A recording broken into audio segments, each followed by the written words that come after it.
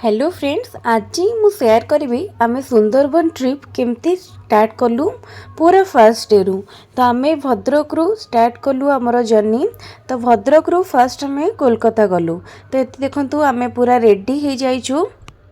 आमर ट्रेन थिला संध्या 7:02 रे, जोटा कि थिला माँ शालीमार सुपरफास्ट एक्सप्रेस। से आम जो रोलु बागुराई आसिक चरंपा स्टेशन में पहुँचलु।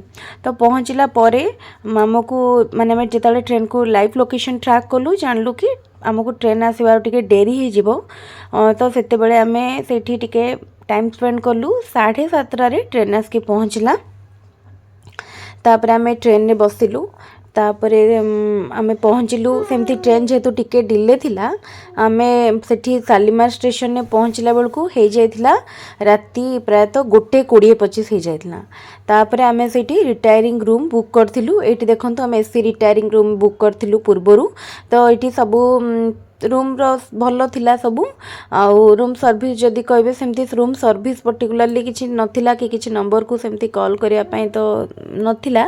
आउ बाकी रूम रे बेड थिला, एसी थिला, आउ बाथरूम भी वेल इक्विप थिला। बट सेठी जेमती आम पूर्व वीडियो रे किछि देखिथिलु कि गीजर लागि जे, तो सेठी सेमती किछि नथिला। रूम चार्ज थिला 1354, सबू टैक्स मिसिकी 1354 पड़थिला फॉर 12 आवर्स। तापर आम सेठी गोटे नाइट रहिला परे तापर सकाळु आम बाहरलु कोलकाता। आम एक्चुअली आमर हावड़ा स्टेशन जो आमर ट्रेन नथिला, माने आम जो ट्रेन बुक कलु ऑलरेडी सब ट्रेन टिकेट बुक थिला। सेथिपाई आम शालीमार जाए जोटा जाऊला सेटा आमको जावाक पड़ला। एटी आम स्टेशन जो शालीमार स्टेशन बाहरलु टोटो बुक करके गलु। आमर ये जमी ऑटो थाए सेठी सेमती ये टोटो थिला, बैटरी गाड़ी। निमी भी बहुत एंजॉय करथुला। से फर्स्ट टाइम पे ये गाड़ी रे बसिला, जेतु खोला थिला से सब देखि पारुथिला, ताकू भी बहुत भल लागुथिला। एटा से शालीमार स्टेशन बाहर व्यू थिला। तापर एठी आम पहुँची गलु हावड़ा स्टेशन ने। पहुँचला परे आम एक्चुअली मेट्रो रे जेहेतु आम जीवार प्लान रखिलु, सेथिपाई आम हावड़ा स्टेशन न तो आम हावड़ा मैदान रू भाविलु जो मेट्रो बाहरुची सेठू डायरेक्ट चढ़ू। जो आम टोटो आसीलु सेठी से हमको कही कि डायरेक्ट आपण हावड़ा मैदान रू चढ़तु। आम से टिकेट करके मेट्रो टिकेट करके मेट्रो रे चढ़िलु। आम जोटा कि डायरेक्ट जाऊला आम फर्स्ट गलु एक्सप्लानेड। तापर आम सेठू पुणी आउ थे गलु पार्क स्ट्रीट। तो जो थ्रू आमको आम जो टूरिस्ट एजेंट थ्रू रे बुक करथिलु से होची green tourism, Sundarban green tourism. तो से माने आमको पिकअप कले सेठू। तो फर्स्ट टाइम मेट्रो जर्नी थिला, तो मते भी बहुत बढ़िया लगिला। एठी आमे तापरे आसिकी पहुँच गलु। से माने गोटे ट्रैवलर पठेइतिले जो थरे कि आम भली आहुरी टूरिस्ट थिले जो माने सुंदरबन आसुथिले। तो बाटरे 10टा 10:30 बेलू आमर ब्रेकफास्ट हैला। 10:30 साढ़े 10टा भितर हो जाइथिला। तो ये आमको ब्रेकफास्ट में रहिले। ये आम भली बहुत टूरिस्ट गाड़ी मध्य रही जो माने कि सब एजेंट थ्रू रे बुक करथिले। एक्चुअली आम जो करूँ सुंदरबन ग्रीन टूरिज्म बहुत भल थिला एक्सपीरियंस। ये मैंने देते सैंडविच एंड ता सहित थिला गर्मा गरम चाहा, बहुत ही बढ़िया थिला सैंडविच आउ चाहा। हाँ आउ टिके क्वांटिटी दृष्टि जदि कहबा सैंडविच रो क्वांटिटी टिके कम थिला, बाकी चढ़िबो। आउ गोटे ड्राई मिठाई जो देइथिले हमकु गाड़ी रे बसके खाया पई। ये भावे आमे माने बाटरे ब्रेकफास्ट करके आसिलु। पहुँचला बेलू पाखापाखि 12:30 हो जाइथिला, 12:30 साढ़े 12। आम ये फास्ट पहुँचिकी टिके पैड पीलु। पैड इनक्लूड नथला सेटा आम पीलु। तापरे पहुँचला परे एठी आमको डायरेक्ट बोट को जीवाको पड़ला। आम लगेज नहीं कि आम बोट को गलु। ये बड़ी बहुत सारा बोट थिला, पाखापाखि आम माने बहुत थिला 20-30टा कि अधिका बोट हम थिला। खाली इंडियन बोट नुह, ता सहित बांग्लादेश रो बोट मध्य थिला। कहीं सुंदरबन रो 65% बांग्लादेश रो अछि, ओनली 35% इंडिया रे अछि। एठी किछटा लाइफ जैकेट मध्य थिला इमरजेंसी यूज पई। तो आम से किछटा सीन कैप्चर कलु। से बेलू लंच तैयारी चली थिला जोटा कि बोट रे तैयारी होतला। तापरे लंच पाई मध्य आमको माने कहगला कि आउ किछ टाइम पर लंच दिया जिवो। सेतिपाई ए जो चेयर टेबल सब पड़ी डाइनिंग माने आमर माने लंच पाई पड़ी थिला। तो ये बसिकी सब माने व्यू देखुथुलु, भल बहुत भल लागुथुला। ଆଉ ଫାର୍ଷ୍ଟ ଡେଟା ସବୁବେଳେ ବହୁତ ଇମ୍ପୋର୍ଟାଣ୍ଟ ଥାଏ କାହିଁକି ନା ଆମେ ଯେତେବେଳେ ଆସିଥାନ୍ତି ନୂଆ ଗୋଟେ ମାନେ ଆସିକି ପହଞ୍ଚିଲୁ ମନରେ ବହୁତ ଏକ୍ସାଇଟମେଣ୍ଟ ଥାଏ କ'ଣ ହେବ କେମିତି ଲାଗିବ ହୋଟେଲ ଗଲେ କେମିତି ଲାଗିବ ତ ବହୁତ ଭଲ ଲାଗୁଥିଲା ଆଉ ତା ସହିତ ଯେହେତୁ ଆମେ ଟିକେ ଡିଷ୍ଟାନ୍ସରୁ ଆସିଥିଲୁ ପୁଣି ରାତି ଯେହେତୁ ଆମେ ଭଲସେ ଶୋଇପାରିନଥିଲୁ ମାନେ ପହଞ୍ଚିଲା ବେଳକୁ ସେଇ ରୁମ୍ରେ ଲେଟ୍ ହେଇଯାଇଥିଲା ଆମକୁ ଟିକେ ଟାୟାର୍ଡ଼ ବି ଥିଲା ତ ଆମେ ତାପରେ ଲଞ୍ଚ ପାଇଁ ୱେଟ୍ କଲୁ ତ ସେଇ ଭିତରେ ଆମକୁ ସେଇ ଜଣେ ଗାଇଡ଼ ଯିଏ ଥିଲେ ଆମର ସେ ଆମକୁ ବହୁତ ସବୁ ଜାଗା ବିଷୟରେ ବୁଝାଉଥିଲେ କେମିତି କ'ଣ ବ୍ୟାକଗ୍ରାଉଣ୍ଡ ଆଣ୍ଡ ସବୁ ଡାଟା ସେୟାର କରୁଥିଲେ 20 ବର୍ଷ ପୂର୍ବରୁ କ'ଣ ଥିଲା ଆଣ୍ଡ ମାନେ କାହିଁକି ଟାଇଗର ଦେଖିବାକୁ ମିଳୁନି ମୋଷ୍ଟଲି ସେଠି ଯେଉଁ ଟାଇଗର ମାନେ ସବୁ ମାନେ 120 ଭଳିଆ ଟାଇଗର ଅଛନ୍ତି ସମସ୍ତେ ମ୍ୟାନ୍ ଇଟର ମାନେ ସେମାନେ ୱାଇଲ୍ଡ ଏମିତିକି ଯେଉଁ ମଙ୍କି ବି ସେଇ ଏରିଆର ସେମାନେ ବି ୱାଇଲ୍ଡ ଆଣ୍ଡ ସେମାନେ ବି ନନ୍ ଭେଜିଟେରିଆନ୍ ମଙ୍କି ଆମ ପଟେ ଯେଉଁ ମଙ୍କି ଅଛନ୍ତି ସେମାନେ ମୋଷ୍ଟଲି ଭେଜିଟେରିଆନ୍ ଗଛପତ୍ର ତ ଦେଖନ୍ତୁ ଫାର୍ଷ୍ଟ ଡେ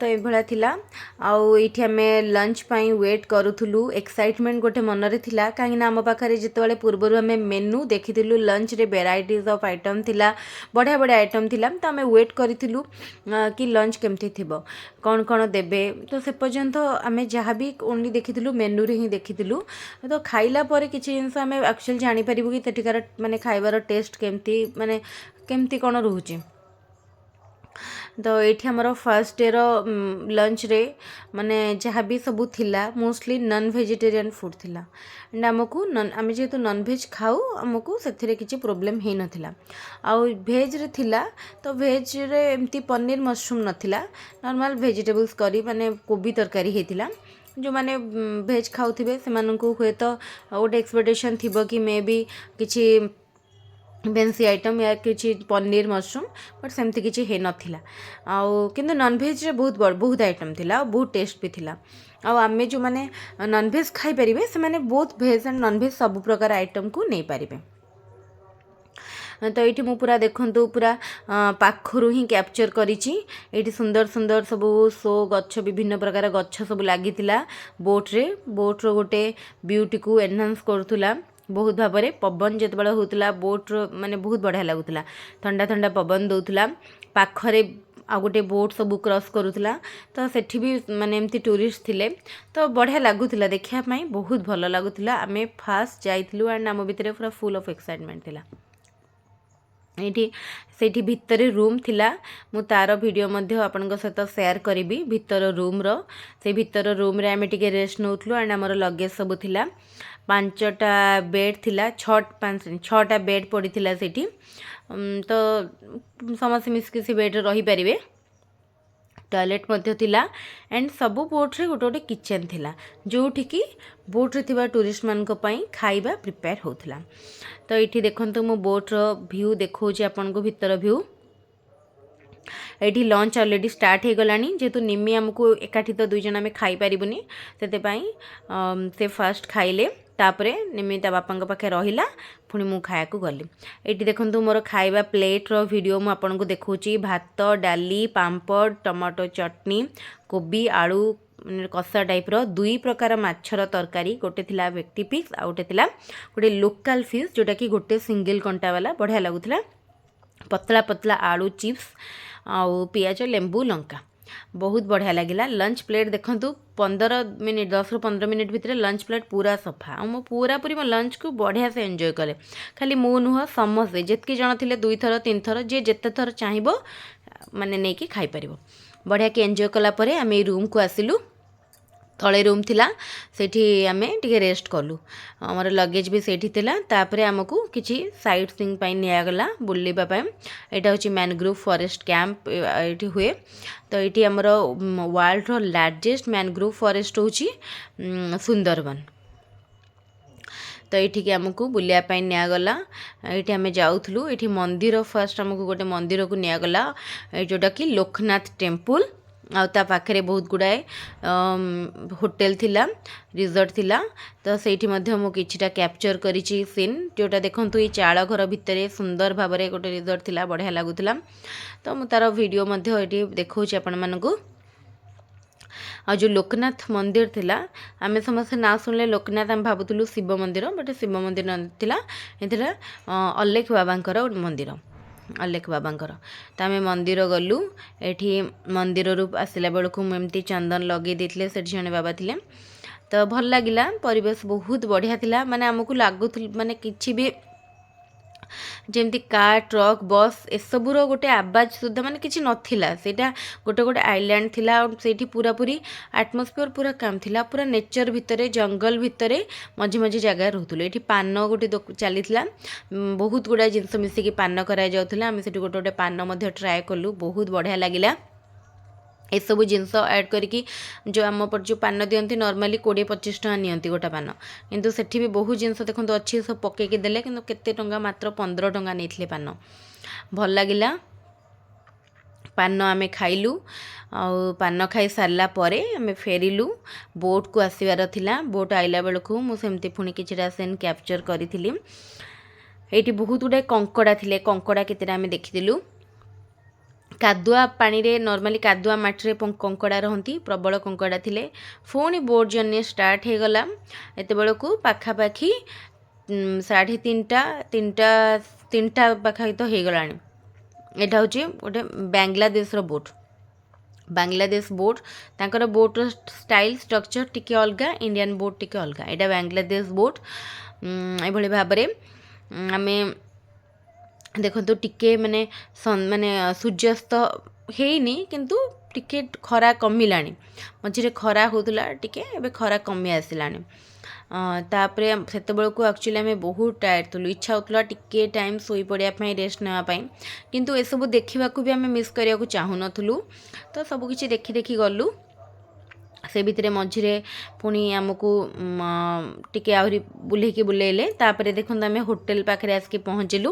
ଆମ ହୋଟେଲର ନାଁ ଥିଲା ହୋଟେଲ ଆଇକନ୍। ତ ଏଇ ହୋଟେଲର ଭିତର ମୁଁ ଦେଖାଉଛି ଆପଣମାନଙ୍କୁ। ଏଇଠି ପାଖରେ ଗୋଟେ ପାର୍କ, ମାନେ ଫ୍ରଣ୍ଟରେ ହୋଟେଲ ଫ୍ରଣ୍ଟରେ ମାନେ ହୋଟେଲର ହିଁ ଗୋଟେ ପାର୍କ ଥିଲା। ଏଇ ହୋଟେଲରେ ପାର୍କ ଥିଲା, ତାପରେ ଗୋଟେ ପୁଲ୍ ଥିଲା, ଆଉ ଏମିତି ସବୁ ଗଛ ଲାଗିଥିଲା, ବହୁତ ବଢ଼ିଆ ଥିଲା ହୋଟେଲର ଇଣ୍ଟେରିୟର। ତାପରେ ଆମେ ଆସିକି ସିଧା ପହଞ୍ଚିଲୁ ଆମର ହୋଟେଲରେ ପହଞ୍ଚିଲା ପରେ ଆମକୁ ରୁମ୍ ଆଲଟ୍ ହେଇନଥିଲା। ସମସ୍ତେ ଟୁରିଷ୍ଟ ଅପେକ୍ଷା କରିଥିଲେ। ସେତେବେଳେ ଫାର୍ଷ୍ଟ ଆମେ କେହି କାହାକୁ ବି ଜାଣିନଥିଲୁ, ଆଣ୍ଡ ଓଡ଼ିଶାରୁ ସେତେବେଳେ ପର୍ଯ୍ୟନ୍ତ ଆମେ ଓଡ଼ିଶାରୁ କେହି ନଥିଲେ ସେଇଠି, ସମସ୍ତେ ୱେଷ୍ଟ ବେଙ୍ଗଲର ହିଁ ଥିଲେ। ତାପରେ ନେକ୍ସଟ ଡେରେ ଆମର ଓଡ଼ିଶା ଲୋକଙ୍କ ସହ ଦେଖା ହେଲା, କିନ୍ତୁ ସେଦିନ କେହି ଓଡ଼ିଶାର ନଥିଲେ ଆମକୁ। ତାପରେ ରୁମ୍ର କି ମିଳିଲା ପରେ ଆମେ ରୁମ୍କୁ ଆସିଲୁ। ରୁମ୍କୁ ଆସିକି ପହଞ୍ଚିଲା ବେଳକୁ 5ଟା ପାଖାପାଖି ହେଇଗଲାଣି। ବହୁତ ଟାୟାର୍ଡ଼ ଲାଗୁଥିଲା। ଦିନସାରା ଗୋଟେ ଜୋସ୍ ଥିଲା ବୁଲିବାରେ, ତ ଆମେ ଜାଣିପାରୁନଥିଲୁ, ରାତିରେ ଭଲସେ ଶୁଆ ହେଇନଥିଲା। ରୁମ୍କୁ ଆସିକି ପହଞ୍ଚିଲା ପରେ ବହୁତ ରିଲାକ୍ସ ଫିଲ୍ ହେଲା। ମୁଁ ଆପଣଙ୍କୁ ରୁମ୍ର ଭିଡ଼ିଓ ମଧ୍ୟ ସେୟାର କରୁଛି ଆପଣମାନଙ୍କ ସହିତ। ତ ରୁମ୍ର ଯେଉଁ ମାନେ ଭିତର ବି ଇଣ୍ଟେରିୟର ବହୁତ ଭଲ ଥିଲା।